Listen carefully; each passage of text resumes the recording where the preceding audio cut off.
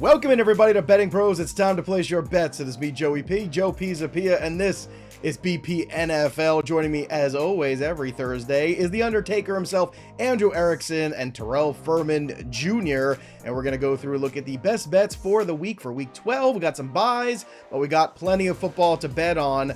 And I got to take the temperature because you're the only person I haven't talked to about this yet. Terrell Furman, your New York Giants, they're starting Tommy DeVito, my paisano. How do you feel about the change of QB? Well, I just have a simple question. If Daniel Jones was so bad, how bad is Tommy DeVito that he was the third string quarterback? That's a good question. So things may not be looking up, but you know what? I'm perfectly fine losing as long as Daniel Jones is in street clothes. And I don't even want him with a headset in his ear. I don't want that energy around any of my quarterbacks. Right now, Tim Boyle is, I want everybody to know, in time of recording, Tim Boyle is getting third QB reps over Daniel Jones. Daniel Jones is getting the fourth reps in practice after Tim Boyle, who we just signed yesterday. So, I am very much on the fade Daniel Jones train. What is fourth team QB reps? What does that even look like? Like? Does he just touch the ball one time? Is that right? He's out there playing with the practice squad guys, getting a couple throws, just warming up, just very, very far away from the first team offense. Yeah, I don't know, but he might be doing a little scout team quarterback for Baker and scout team Baker for us. Well, you know what? Let's jump right into it. Let's go right into it because your first pick, Terrell, is the Giants-Bucks game. The total for this game is 41.5. So let's just talk about your first pick because you went right after this one. Where do you see this one living at the end of the day, getting Mike Evans returning to this game? We know the struggles of the secondary so far this year, giving up a ton of yards to opposing quarterbacks for the Tampa Bay Buccaneers. But again, it's Tommy DeVito playing quarterback, so I don't know how much you want to put into that. So 41.5, where do you lie?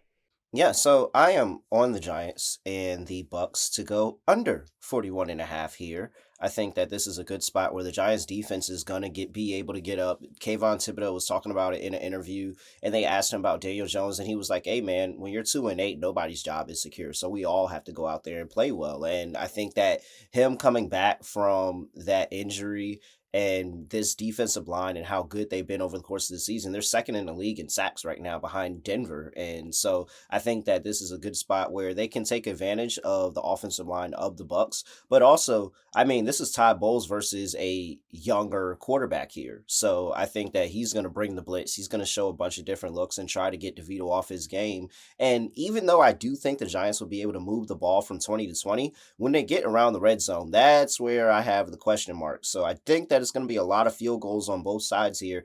41.5 just feels like a lot of points for a game that I think is a lot closer to a 16-17 type of game rather than over there in the 20s by both teams. I don't think either team gets to 20 here. Okay, Andrew Erickson, that being said, do you see this being a one-sided affair? Because I know you've got some feelings about this Bucks-Giants game too. Yeah, I'm taking the Buccaneers. Give me the Bucks -5.5. I'm going to bet against Tommy DeVito. Hot take, Tommy Cutlets. So for me, it's not even all about him necessarily too. It's about how much I like the Buccaneers. I like them on the road. 11-3 against the spread on the road under Baker Mayfield since he's became a Tampa Bay Buccaneer. This year, they're 3-1 against the spread on the road. Their only loss in the time they didn't cover was in overtime against the Falcons. So a very close game that could have gone either way that went into overtime. So I think the Buccaneers don't necessarily get the respect that they deserve when they're playing on the road. I think they can have success rushing the football. That's really been the Giants' defense. Yes, talking about the defensive line in terms of pass rush, but they have been giving up a lot of rushing production. So with Bucky Irving, with Rashad White, I think that the Buccaneers can run the ball effectively, and I think they can mitigate the Giants' pass rush enough because what does Baker Mayfield do so well in this offense? Gets the ball quick, gets it to Cade Otton, gets it to the other receivers, and they're getting Mike Evans back. Like, that's a huge factor. He's a huge red zone weapon for the Buccaneers. I mean, if you want a free square, Mike Evans anytime touchdown. Just plug it in, free square. What's the number on that too? Just out of curiosity, like I imagine it's minus, but I'm curious if it's even up yet in some places. Or I'm looking on BettingPros right now. By the way, you should download the app wherever you get your apps, and you get the free trial of premium when you do. Anytime touchdown looks like the consensus number on BettingPros is plus 150, boys. Ooh. So, that's immediate free square. Immediate free square it is. And then on the Giants side, so with Tommy DeVito, I know that yes, last year was a lot of fun. He's doing all these cool things with the cutlets and all this stuff. And he went pretty well again as a starter. He was 3-3. He was 4-2 against the spread.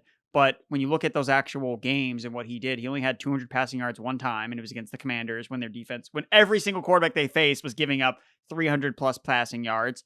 And he had an egregious pressure to sack rate. He almost got sacked on 40% of his pressures. What do sacks do? They kill drives. So I'm not as optimistic that, again, that the Giants offense is really going to be able to move the ball effectively, even though Tampa Bay has not been great on defense. And when you look at the games that they had won when DeVito was a starter last year, the Giants defense generated 16 turnovers over his 6 starts. So they had a plus 11 turnover margin. So unless the Giants defense was really creating a lot of opportunities for the Giants offense, they weren't covering the spread and they weren't having success. So as good as the Giants defense have been in terms of pass rush, I think that the Buccaneers have the offensive philosophy and system that kind of mitigates what the Giants can do best, especially from a pass rush perspective. So I'm cool laying the points with the Bucs 5.5. All right, the next wager here for the best bets for Week 12 goes back to Terrell. We're going to talk about the Tennessee Titans and the Houston Texans. The Texans at home, 7-4, starting to, hopefully put things together. Getting Nico Collins back, certainly a big one. They beat up on the Cowboys last week, but that's what everybody does. And then there's the 2-8 Tennessee Titans going on the road here, who've had quarterback issues all season long. They have some defense, though, too. And I wonder how much that plays into your thought process, Terrell, here with this total. Again, 40.5 is this number. Do you want to go over or under this? Yeah, I am going under. I like under 40.5 here. Both of these two teams, bottom in the league in terms of sacks allowed. I think that's going to be the big factor in this game, is the pressure that the Tennessee Titans can generate on CJ Stroud. And why has CJ Stroud not looked as good over the past, really this entire season, but specifically over the past number of weeks, despite getting wins, is the fact that they've been constantly able to get pressure on him. He constantly feels like, hey, there's pressure, this is closing out. And I think personally, he doesn't trust his offensive line anymore. Like, that's what it is for me. He doesn't trust the offensive line. He's trying to make quick throws. He's trying to make the right read and get the ball out fast because he doesn't want to take that hit. And nonetheless, either it's not open for him or he makes the wrong decision and throws an interception this time around. And so I think that the Titans can actually turn the ball over, make this Texans team turn the ball over in this game. I think that they're going to struggle moving the ball. I see a lot of punts and 3 and outs on both sides of the ball. I think the Texans are going to go ahead and get the job done, but I don't think it's going to be pretty. I think it's going to be ugly before it looks good. So I like an under 40.5. Both of these two teams, I think, are going to run the ball, run a lot of plays, kill a lot of clock, and not put a lot of points on the board.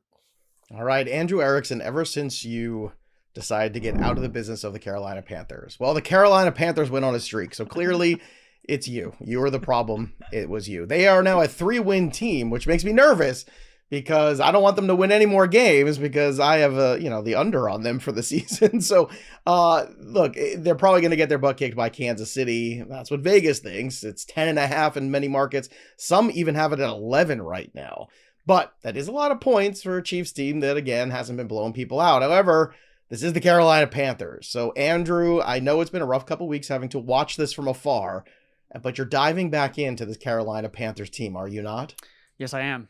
Carolina Panthers give me all the points they get at home because I'm just trusting the process here. I'm always going to take home teams getting double-digit points playing at home, especially when it's against the Kansas City Chiefs. Like you alluded to, Joe, they don't care. They're not trying to beat the Panthers by 10, 14, 21 points. They just want to win the game and go home. Like, that's all they care about doing. So you look at away teams laying or catching 10.5 points, or excuse me, away teams laying 10.5 points since 2003, 42% against the spread. So again, I'm looking for process plays here. It's just good process to bet on the teams that are getting this many points playing at home. Look at the Chiefs this year. 7 of the Chiefs' 9 wins this season have been close games. Alluding to your point, where they don't blow teams out. As a road favorite, Chiefs 7-9-1 against the spread. The last time the Chiefs played a team with a rest advantage was the Denver Broncos because they were coming off a Monday Night Football game. Took a blocked field goal for them to win that game. So yes, it is the Carolina Panthers. And this team has seemingly always been the outlier in terms of all the trends of, you got to bet the Carolina Panthers. And they've always... they killed my Close Your Eyes special. Exactly, as Furman knows. But the fact that they have been playing better, I mean, we're talking about which team is coming in on the winning streak here between the Panthers and Chiefs? Not the Chiefs. it's the Carolina Panthers that are coming in on a streak. So, I think Bryce Young is building some confidence. They're playing at home, and the Chiefs don't blow teams out. So I think it's just too many points. I think that it's closer to maybe a touchdown game than people are giving credit for. So I'm going to take the Panthers plus 10.5, plus 11. Erickson, All right. any concern for said winning streak that the Panthers are on were against the Iants and the Aints, the Saints and the Giants? Is there any concern that said 2-game winning streak is against two of possibly the worst teams in football? Well, of course, there's cause for concern, but it's too many points. Trust the process. Okay. All right. Too many points. All right, Roger. Just making sure. Trust in the It's better, process. at least All they right. won the games. It's better than if they lost. Well, the debate always continues, especially on our Discord. If you haven't already, make sure you join bettingpros.com/chat. It's the place to go to join our Discord community that's just growing at an exponential rate. So, and because betting never stops, it's not like fantasy football where we have a window about, 6+ months where everybody's into it.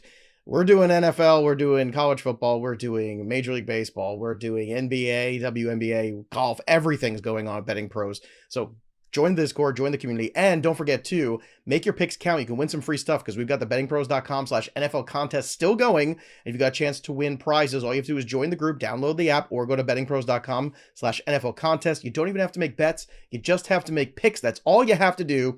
And again, just click that sync button real quick there, and boom, you're in. And again, weekly prizes, monthly prizes are still given away. We've got the rest of November, a couple weeks left, and then of course we've got the whole month of December going on too. So get in there and start making some picks. All right, let's go to you, Terrell. We're gonna disagree on this one here. Packers 49ers. I think this is the classic 49ers look terrible, they lost at home, oh my god, the sky is falling, and then they go out there and beat Green Bay.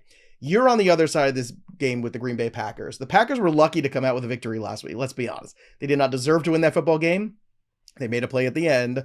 I am all over the 49ers. More on that later, but give me the counter argument to that about the Packers. Nonetheless, it was a division game, and division games are always really, really feisty. And True. you can see from the 49ers losing to the Seahawks.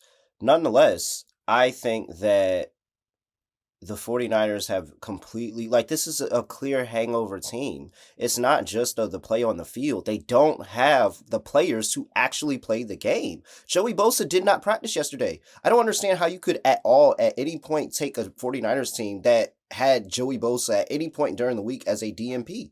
That is one of the most important parts of his defense right now. And if he's not there, help wreaking havoc on the defensive line, the defense actually doesn't look that good, and they've given up big spots at the end of the game. Well, it would be harder, especially because Joey plays for the Chargers. That's why. Nick Bosa, whatever. It doesn't matter. The Bosa is whatever. Bosa 1, Bosa 2, doesn't matter. They're both hurt all the time anyway. Yeah, they both do the same thing. Sit at home on the couch. And so Bosa's at this point, I'm done fading. I'm done backing the 49ers at any point. I think that Jordan Love and this Packers team had this game circled since last year when Jordan Love lost them the game. And I think this is going to be a good opportunity at home where this is only 2. They're only laying 2 here, and it's because of the respect that this is the 49ers and not acknowledging that they're not good this year.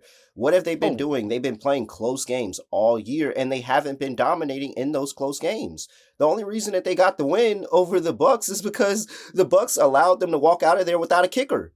They didn't have a kicker in the game, and they let the game be close. The game against the Vikings looked a lot closer than what it was really supposed to be. They lost the game against the Cardinals. I think that this is a spot where everybody's like, the 49ers are going to get right. The 49ers are going to get right. And I don't think it is. I just think they're not that good of a team. They're too beat up. They're not that good of a team. And no one's faded the 49ers more than me going into the season. August is all I talked about. So why do you like the 49ers? Because that's what I don't get. Everybody is overrating the Packers win, and everybody's overrating the loss of the 49ers. But they've been good all season. Hold on a second. Hold on. I'll let you go. Now I'm going to go take a step here. Because what happened is the same thing happened with the Eagles last year, where we would have these moments where everybody go, oh, okay, we're throwing the towel here. Let's just go against the Eagles the rest of the season. And that backfired on you too at certain points. So you have to kind of pick your spots with a team like the 49ers. It did, Andrew. Go back and look at the game log. The Eagles crumbled in the second half. They were horrible. They lost 7 of the last 8 games. What do you mean it backfired? They lost 7 of their last 8. And they still made the playoffs. Yeah, did they got destroyed. Because Right, they had they an did, and amazing this is what's start to gonna the happen. season. I'll tell you what, boys, just like you guys were pounding me last week about the Cleveland Browns, everything's gonna be the Cleveland Browns, like that didn't work out either.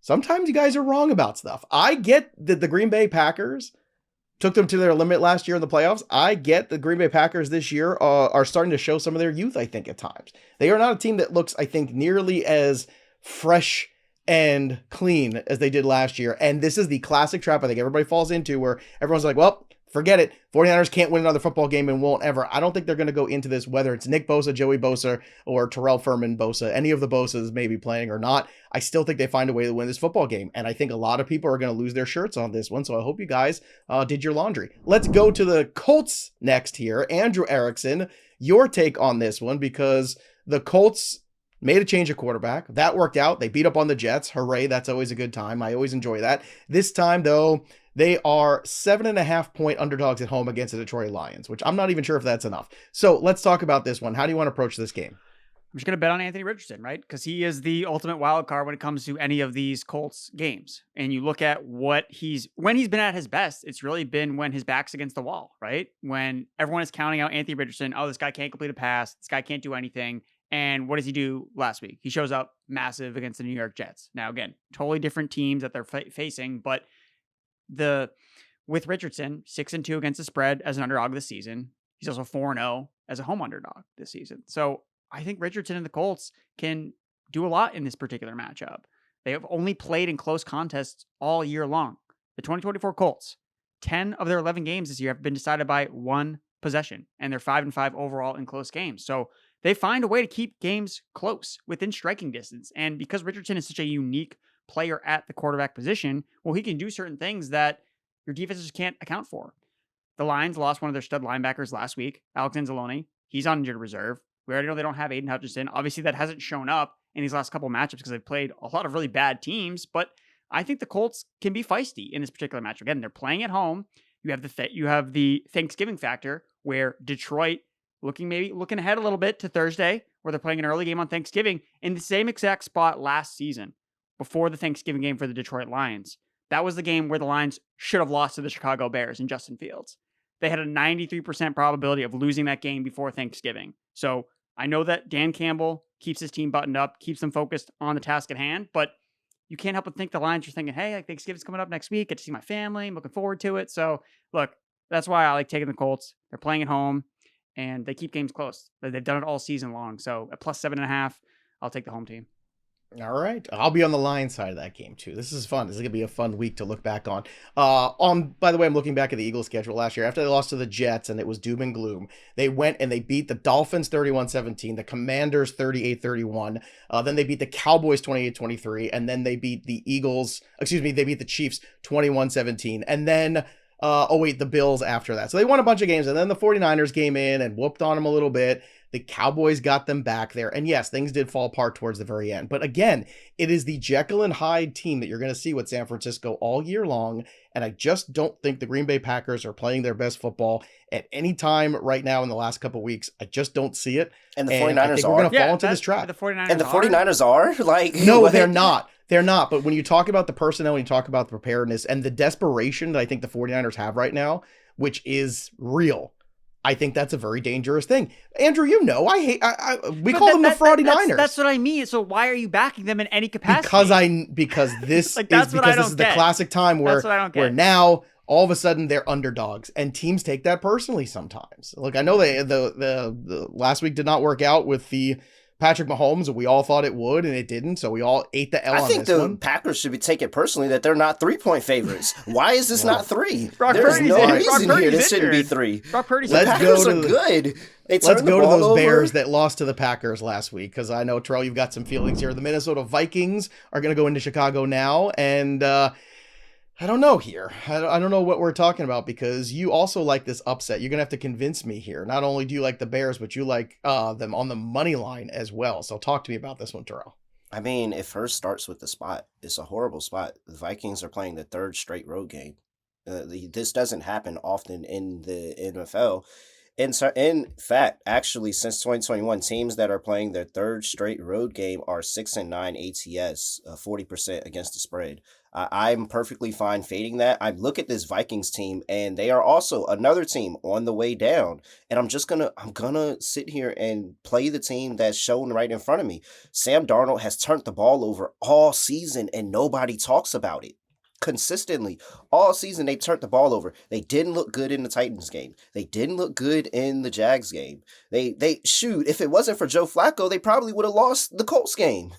So I think that this team has been going down ever since they took that loss to the Lions, and we've started to see this team for who we thought they were closer to the beginning of the season. And it kind of just proved to me that the beginning of their season was really just an outlier where they put together a really good string of defenses. Brian Flores' defense was great in the beginning of the year, but then other teams got a little tape on them. They started to prepare, and you can still pass the ball on this front. Like, they are not stopping anybody in the pass. They're actually 29th in terms of receiving yards allowed. So if you give Caleb Williams chances to make those crazy throws, get outside the pocket and push the ball downfield, he's absolutely going to do it. And I don't think he's a horrible quarterback. It's just that the Bears are just a horrible organization. But this is a great spot to fade a team that just showed me life in competing with the Green Bay Packers. So yeah, I love that they're catching the hook here. Give me the Bears plus 3.5, and I'll take the money line as well.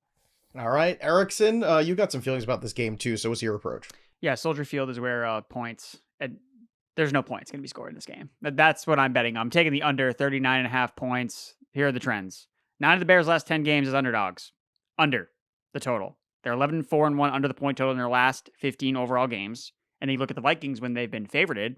11 of the Vikings' last 13 games as favorites have gone under the total. 7-3 towards the under this season. These teams have combined for a record of 6-14 over-under record. The Vikings have the number one defense in terms of quick passes. That was the only thing that changed with the Bears' offense last week. It's like, hey, let's get DJ Moore 10 bubble screens. And that's how we're going to move the ball offensively. And the Vikings are going to stop that in its tracks because they're the number one defense against the quick passing game. So Bears games this year have averaged under 38 points per game anyway at home this season. And the only games that have gone over playing in Chicago were when the Bears scored 24 plus points. The Bears are not going to score 24 plus points with bubble screens against the Vikings. It's just not, it's not going to happen. So given that they also still have the number one red zone defense in the NFL. Obviously, Furman laid out Sam Darnold, the turnovers. They're not going to be able to sustain drives. Easy under for me. All right, easy under for you. One more pick, and then we'll get to the upset special and the parlay of the week here. And you guys, again, holding hands. What could go wrong? The Cardinals on the money line to win straight up here. They are going to Seattle. Seattle's feeling good about themselves. They're at 5-5. Arizona 6-4. They're in control here. This is kind of uncharted territory for this Cardinals team to have a lead in the division. This doesn't feel right for a lot of reasons, but they're coming off a bye. Are they refreshed? We'll find out. Let's start with you, Terrell, here, because you've got them on the money line. It's practically a pick 'em here. So why the Cardinals? Why do they come out as the victors on the road here in Seattle? Because I think the Cardinals are good and the Seahawks aren't. I think the Seahawks are not good at all. Like the defense, Mike McDonald is still trying to figure out a way to get his defensive philosophy to carry over from the Ravens over to the Seahawks. They are towards the bottom of the league in reception yards allowed. They can't stop anything on the ground at all. And I think that's really going to be the thing. Like if you let Kyler Murray and James Conner just be able to run up and down on the field on you, Kyler Murray has now gotten to the point where he is making some incredible throws, incredible plays for this team. And I think he's an outside shot at MVP. Not saying that he's anywhere close to winning it, but if you had a preseason Kyler Murray MVP bet, you're not feeling horrible right now. Like I think Kyler Murray and his offense has been great, but the defense is really the thing that surprised me. And the fact that the defense has been able to step up 5th in the NFL in reception yards allowed. And so they are slowing down the pass. It seems that Gannon has finally got his defense to turn the corner, and they're playing really, really solid ball. And Geno Smith is going to make bad decisions. He's going to turn the ball over. He's going to get them off the field and give more chances to this Cardinals offense that I like so much right now. So, yeah, I like the Cardinals to get it done. Kyler Murray plus 3,500 right now for MVP, in case you're interested, anybody. Andrew Erickson, you're on this bandwagon. Let's talk more about your reasons why Arizona separates from the herd here against Seattle. Well, we had to give the Cardinals some love because we forgot to talk about it on the early look ahead show because it just we did. We We missed it. I don't know how that happened. We were just so excited for week 12, we missed it. But I did respond to people on Twitter, and it's great that people are listening so heartily that they realize and we that's skipped why the we game, needed to give the Cardinals Seahawks matchup extra love here by betting against Seattle, because I think Furman hit the nail on the head. The Seattle team is so hot and cold every single week. I don't know if I've made a bet on them confidently at any point this season, because you don't know which team is going to show up which week. And it really depends on what other team they're playing. So the Cardinals, they've won 4 games in a row. They're the number 3 seed in the NFC right now, at the top of the NFC West. And given the rest of their schedule, they got a chance to really make a run here. So I think that the Arizona Cardinals, again, have these lines flipped? Because the Cardinals were dogs at one point. Yeah. Are they favorited now by 1? Yeah, so it depends on where you look. It's all they over. They opened +1. They're now laying 1. They're laying 1 in some spots, but they're -1 on BetMGM. They're +1 on DK. They're -1.5 on FanDuel at even money. It's kind of all over the board. You basically choose your own adventure, which is why, you go to BettingPros and find the line you like the most with the best juice and go ahead and bet it there. That's the whole point. Yeah. So again, just Cardinals, I think, are going to win this game. You look at some of the factors that I'm looking at. I think one of the underrated parts of Gannon's success with this team is discipline. The Cardinals are the number 1 team in terms of fewest penalties this season. That matters a lot, because you know what the Seahawks rank? 29th in penalties. So if you're looking for factors that kind of sway games, well, the Seahawks are the more likely team to have that back-breaking penalty that kills them at the end of the game in the fourth quarter. So that's also why I like Arizona. Furman pointed out about how the Cardinals are one of the best teams running the football. They're 6-1 against the spread when they rush for at least 100 yards. The Seahawks rank 6th in terms of rushing yards allowed per game this season. So Arizona, this is a team I liked a lot in the offseason. Give me them winning on the road. The Seahawks have not been a good team to covering the spread at home. They've failed to cover the spread in 6 of their last 7 home games. This Seahawks 12th man home field advantage is fugazi. It doesn't exist. If anything, I like the over in this game too. I think this game's going to be a shootout. I think it's going to be fun, but ultimately I think the Cardinals are going to come away with the win. So give me the Redbirds. All right, there you have it, everybody. Let's continue on to the upset of the week, and it's no surprise where I'm going for this one. Give me the 49ers +114. Let's go.